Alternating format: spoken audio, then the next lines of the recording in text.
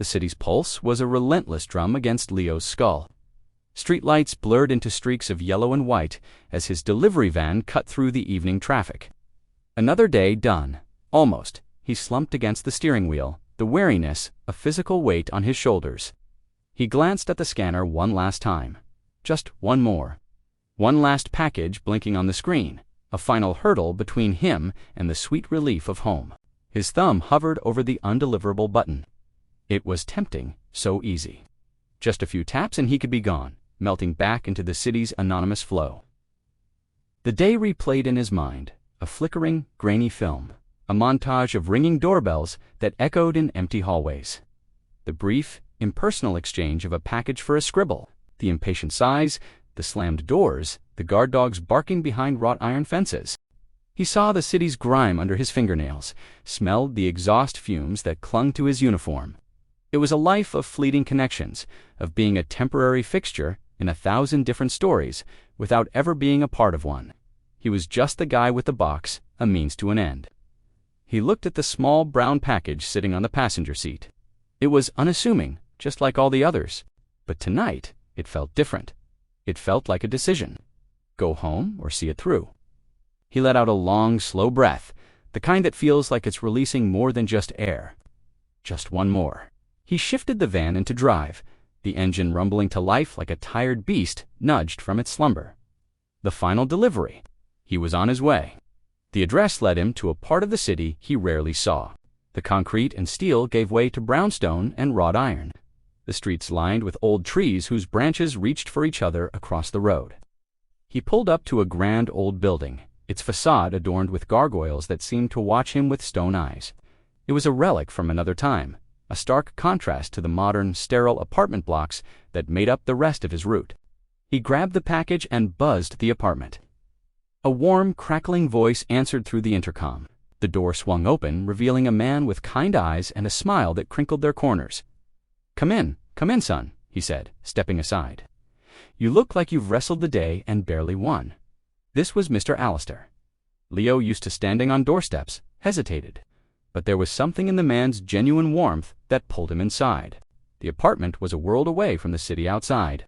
Books overflowed from shelves, spilling onto tables and chairs. Blueprints were tacked to the walls, and intricate architectural models stood like a miniature city on a large central table. It was the creative den of a retired architect. Mr. Allister offered him a glass of water, and they started to talk. It wasn't the usual small talk.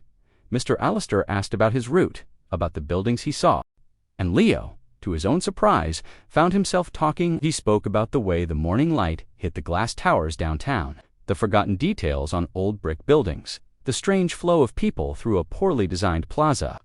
He'd never said these thoughts aloud, had never even realized he'd been noticing them so closely. Mr. Allister listened intently, a slow smile spreading across his face. He saw something in Leo's quiet observations, a raw, untutored eye for design and structure. You see the city not just as a map of streets, but as a collection of spaces, of ideas, Mr. Allister said, his voice thoughtful. He walked over to a towering bookshelf and pulled out a heavy, worn volume. A mind like yours shouldn't be wasted on just delivering packages. He held the book out to Leo. It was an old architecture textbook, its pages yellowed with age. Take it, see what you make of it. Leo was stunned. He stared at the book, then at the kind-faced man offering it.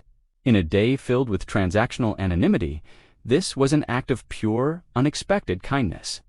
A gesture that saw past the uniform and the scanner and into the person beneath. He took the book, the weight of it in his hands feeling significant, like a promise. "Thank you," he managed to say, the words thick with an emotion he couldn't name. A seed had been planted. A new dream, fragile but alive, began to take root in his mind. That night, and for many nights after, Leo's world changed. Under the glow of a single desk lamp, the city he knew transformed. The textbook became his guide. He learned the language of lines and forms, of stress and support, of light and shadow. The monotonous grind of his delivery route became a daily field study. He started seeing the history in a building's facade, the story in a roofline, the poetry in a well-placed window. He bought a cheap notebook and started sketching. During his lunch breaks, perched on a park bench or sitting in his van, he'd draw. He sketched the buildings he delivered to, the bridges he crossed, the skylines that unfolded before him. He wasn't just observing anymore. He was participating, creating.